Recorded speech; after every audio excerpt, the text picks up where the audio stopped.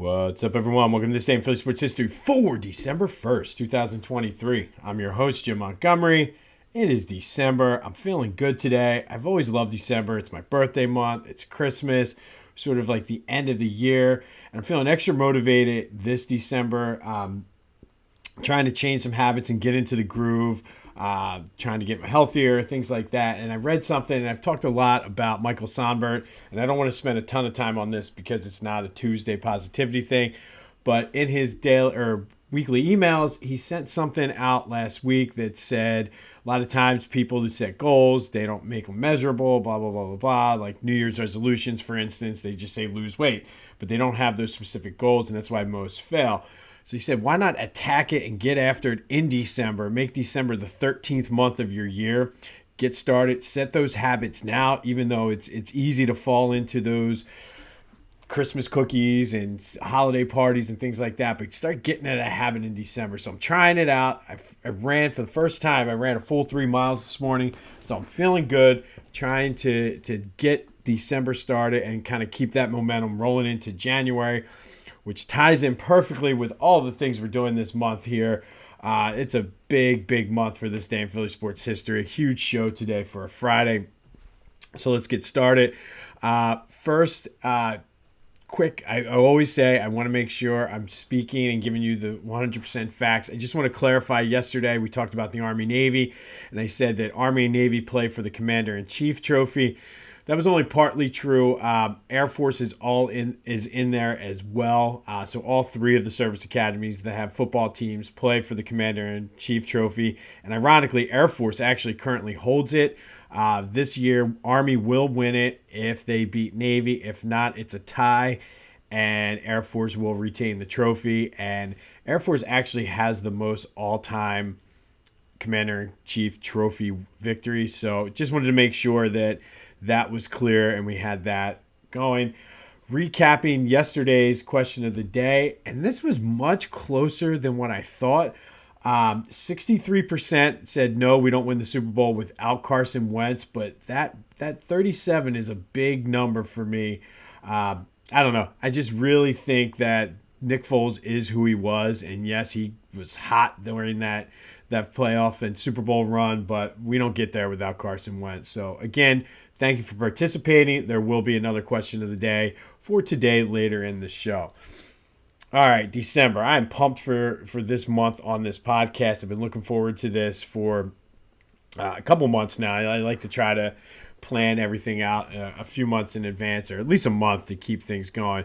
So we've been talking about the food and gift drive that we're sponsoring, and we want to make sure that right now we're focusing on those gift cards. The Maddie Ann Dixon Community Cupboard, they're looking for those $25 increment gift cards so you can give out to families. You can be Santa, help them make sure their kids have a Merry Christmas. Get them in by next Friday, December 8th.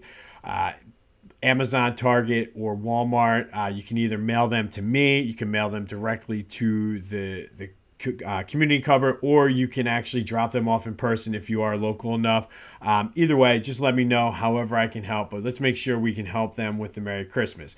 Now, I told you about the food drive portion of that, and I've listed everything they need on my social media.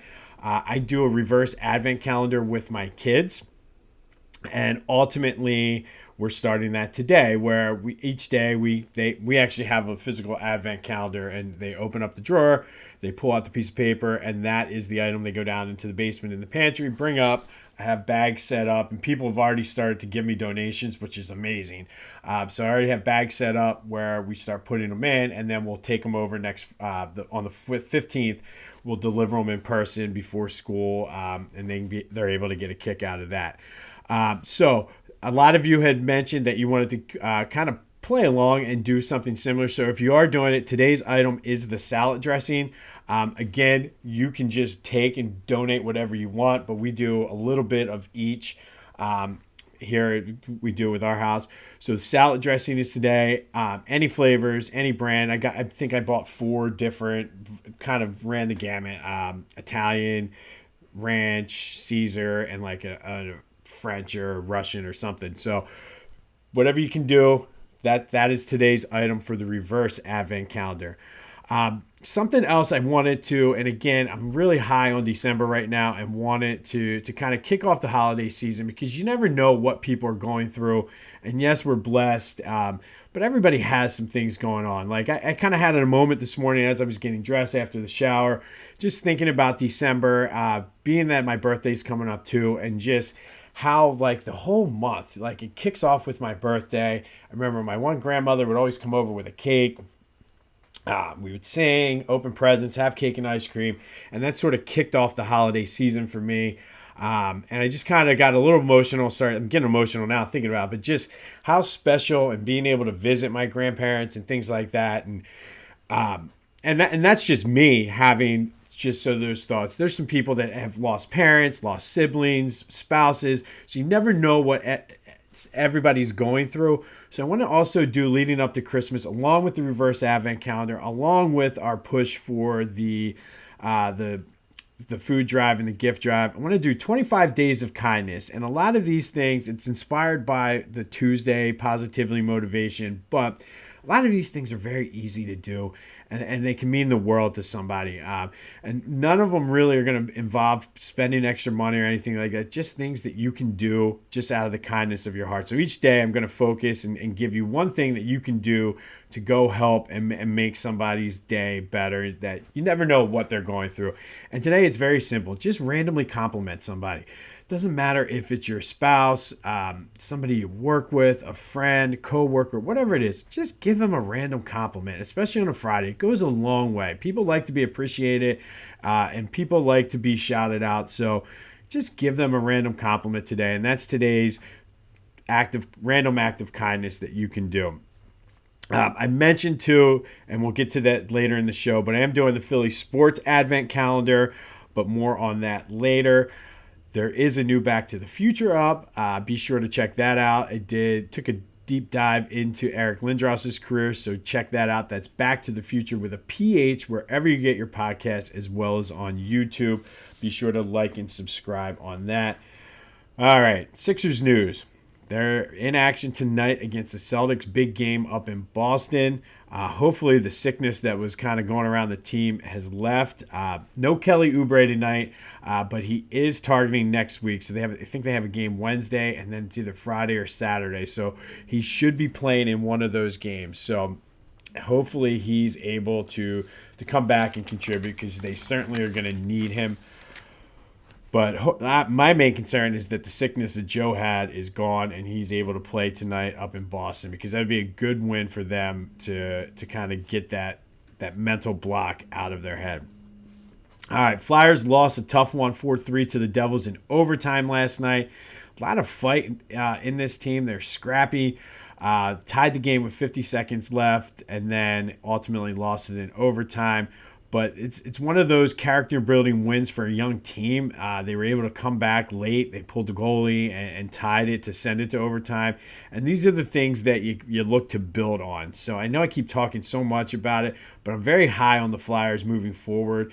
That's why I keep telling you to go get your Flyer gears now. They're in action against the Penguins tomorrow. Speaking of getting your Flyers gear, go to phillygoat.com. They have all kinds of Philly sports apparel. I told you about the Quakers inspired thing or the Quaker sweatshirt that was inspired by our podcast. I'm wearing the Mega John today. Love this thing, and it's comfortable. I think that's the underrated thing. It looks great, but it feels good too. I'm going to be placing an order later today, getting the ugly Christmas sweatshirt. I'm getting the leg. My wife wants the Fanatic hat that says, or the face that says "No one likes us, we don't care." Going to get my son a Mega John, and then let my daughter pick one out. I bet you she picks out the Bryce Harper or a Fanatic one. But go see for yourself. Go to phillygoat.com. Use the promo code Jim Montgomery for 10% off your order. You have 10 days to get your orders in so that you can get them by Christmas. That's phillygoat.com. Use the promo code Jim Montgomery for 10% off your order. All right, Eagles news. And I guess first things first, I woke up today checking Twitter, and all of a sudden, lo and behold, guess who climbs out of the cracks? Who's here? Who's talking about we dem boys? Yes, the Cowboy fans are back. Convenient that all of a sudden they're back now. the week the Eagles have quite possibly their toughest game of the season, and they struggled to beat the Seahawks last night. They struggled to beat Geno Smith, but we them boys, and they're talking their trash, so they're back. And this is the typical ebb and flow of Cowboy fans. They start off strong, go through their lull, and now they're kind of starting to peak up just in time to make it interesting before they choke again and go back into hiding. But I thought that it was worth bringing up that we them boys, they were talking all about it last night, and they struggled to beat a Seahawks team which quite frankly, I don't think they're that good. And you gave up 30-some points to Geno Smith. But go ahead, we them boys, pump your chest, man, pump your chest. They're back because that's what they do. They're cockroaches. Anyway, the Eagles-Seahawks game, speaking of those Seahawks, has been flexed to Monday night. And this has been something that's never happened in the history of the NFL. They moved the game, which would have been a 4 o'clock game our time. They moved it to Monday Night Football. They flexed the Chiefs-Patriots out of that Week 15 matchup.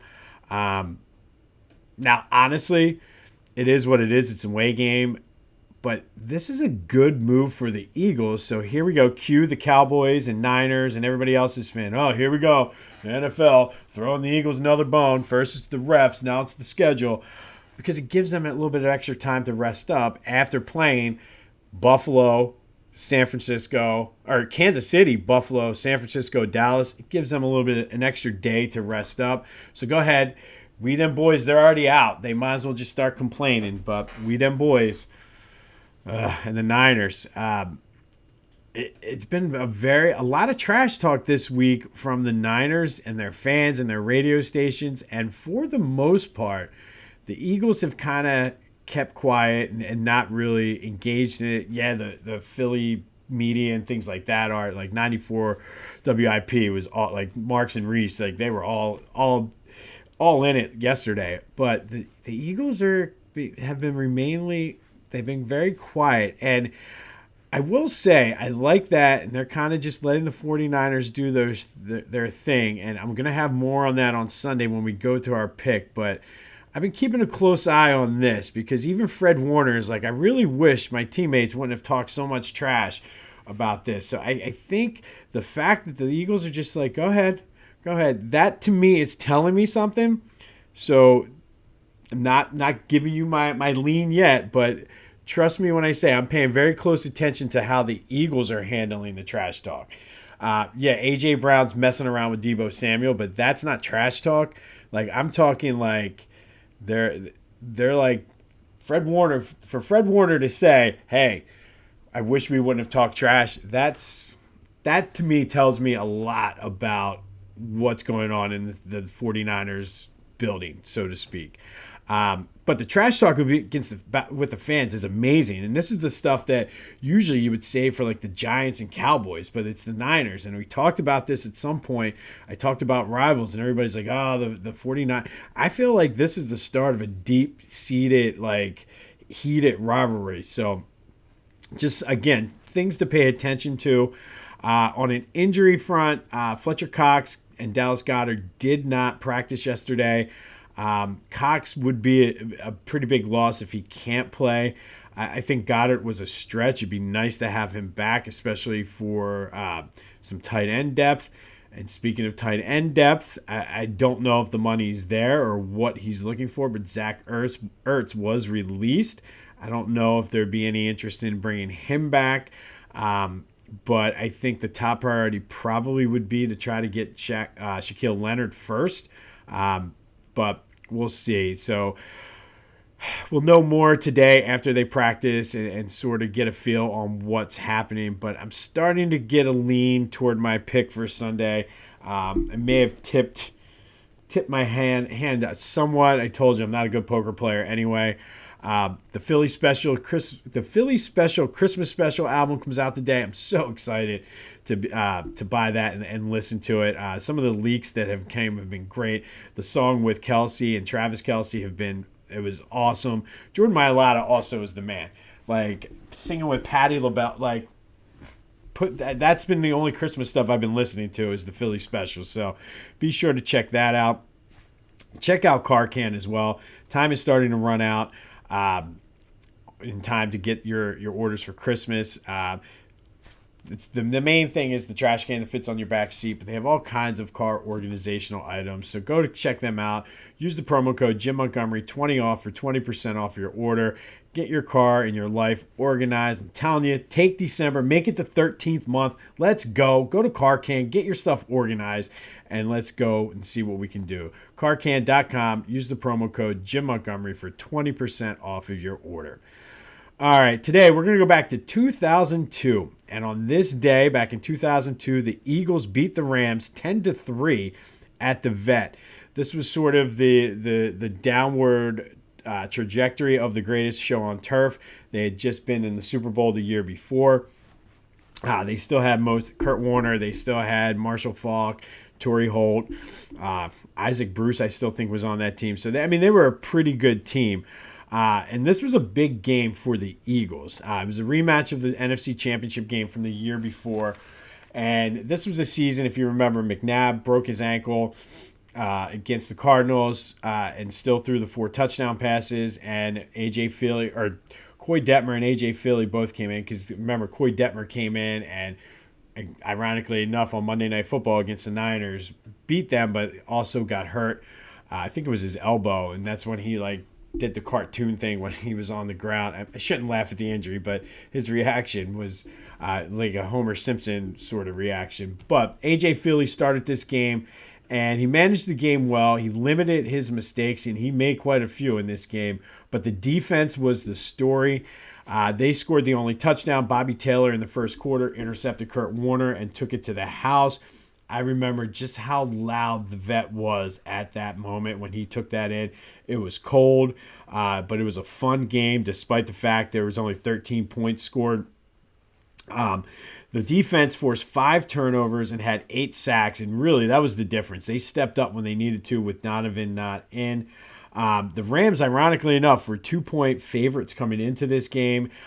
So the Eagles just came in and did what they had to do. You do remember, though, this was the 2002 team that should have won and went to the Super Bowl. Last season at the Vet, they lost the Tampa Bay NFC Championship game. Joe Jurevicius is still running down Broad Street wide open. Levon Kirkland still chasing him. Blaine Bishop still chasing him. But one of the most frustrating seasons and endings to a season, I should say, because this season was a lot of fun despite losing McNabb for 6 games. But on this day, back in 2002, the Eagles beat the Rams 10-3 at the Vet behind Bobby Taylor's interception return for a touchdown of a Kurt Warner pass. That leads me to the question of the day. The Eagles have been, under Andy Reid, they had been to 5 NFC Championship games, winning the 1. But of the ones that they lost, which one do you think was the best team? Was it this 2002 team? Was it the 2003 team that lost to Carolina? Was it the 2001 team that lost to the Rams the year before? Or was it the 2008 team that lost to the Arizona Cardinals? That is today's question of the day. Be sure to let me know what you think. Hit me up on Twitter and TikTok, Jimbo_Mott. Instagram at Philly Jimbo. If you're friends with me on Facebook, get me there. Shoot me a text message. Comment wherever you're watching or liking this. But let me know which of the 4 NFC Championship losses under Andy Reid was the best team. Was it 2001 against the Rams, 2002 against the Bucs, 2003 against the Panthers, or 2008 against the Cardinals? Let me know. That is today's question of the day. While you're at it, check out the Clashing Conferences podcast. My boys did it again. Great episode this week, so be sure to check them out wherever you get your podcasts, as well as on YouTube, the Clashing Conferences podcast.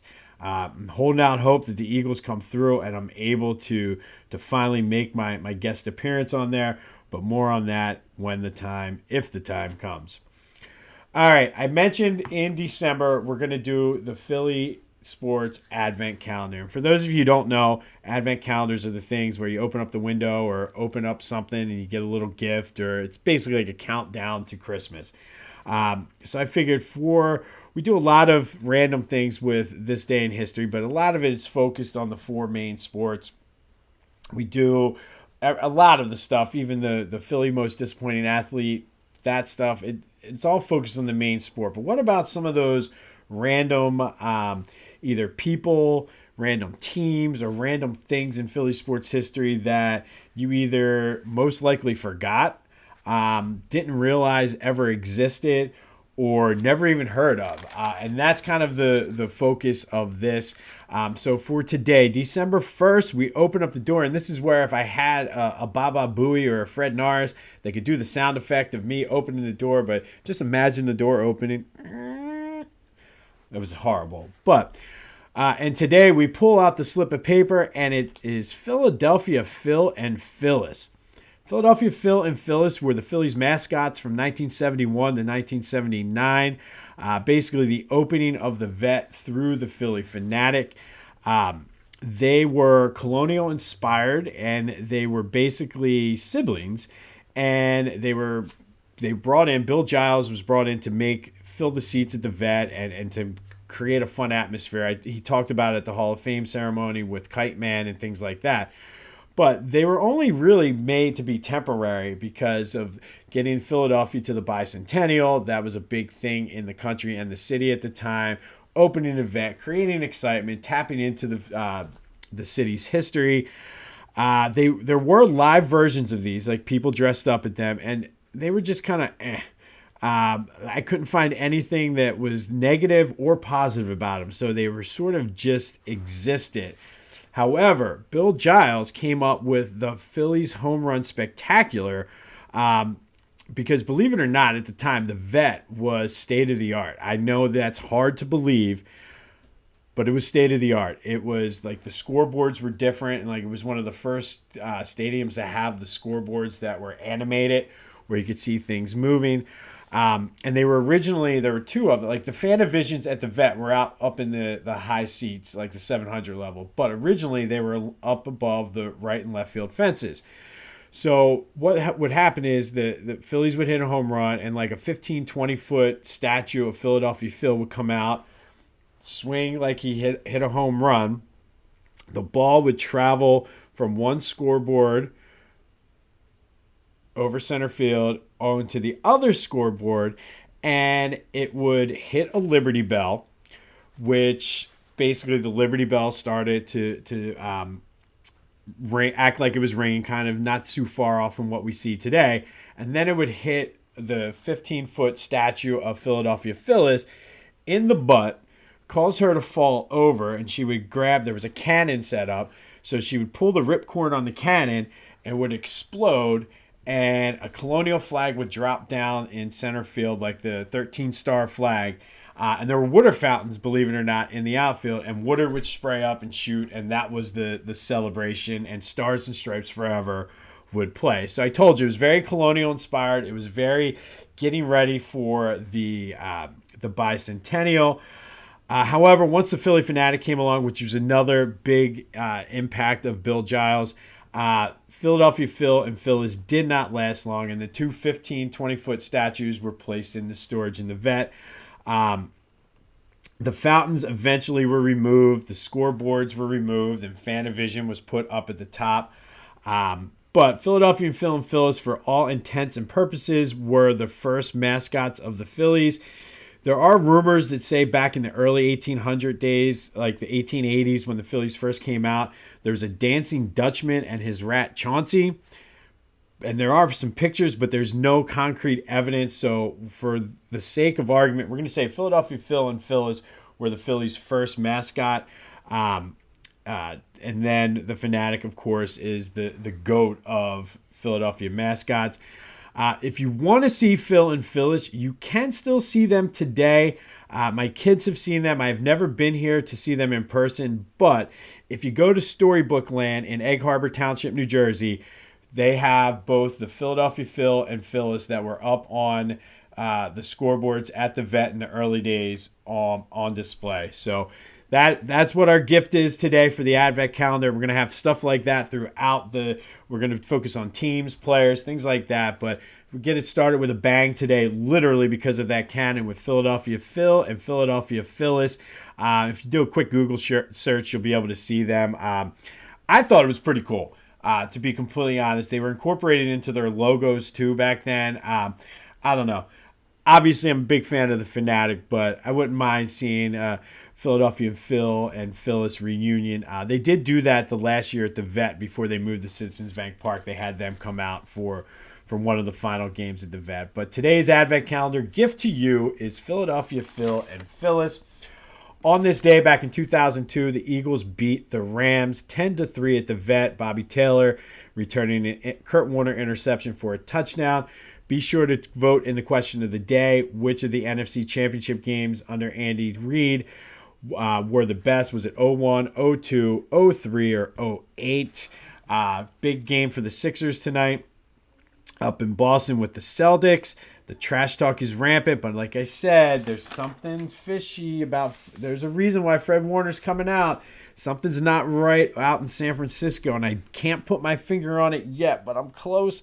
So stay tuned Sunday so I can let you know which way we're going to lean for that. But I'm sure you're smart enough to kind of take a guess there. Remember, today's random act of kindness. Compliment someone randomly. Let them know something you appreciate about them. Just make somebody's day, and honestly, do it more than once if you need be. Just compliment people throughout the day, randomly, unexpectedly, and just go set the tone for someone's weekend. Be sure to get your donations in for the Maddie Ann Dixon Community Cupboard. Right now, we're working on those gift cards, but the food, let me know. You can Amazon them to me if that helps. So hit me up offline. But let's make this the best holiday season ever. Make December your 13th month. Get started. Michael Sonbert, thank you for that advice because I'm very, very excited and motivated to just roll through December and take 2024 by storm. It is Friday. It's going to be rainy. Go have yourselves a Friday. This has been This Day in Philly Sports History. I'm Jim Montgomery. And until next time, I'll see you when I see you.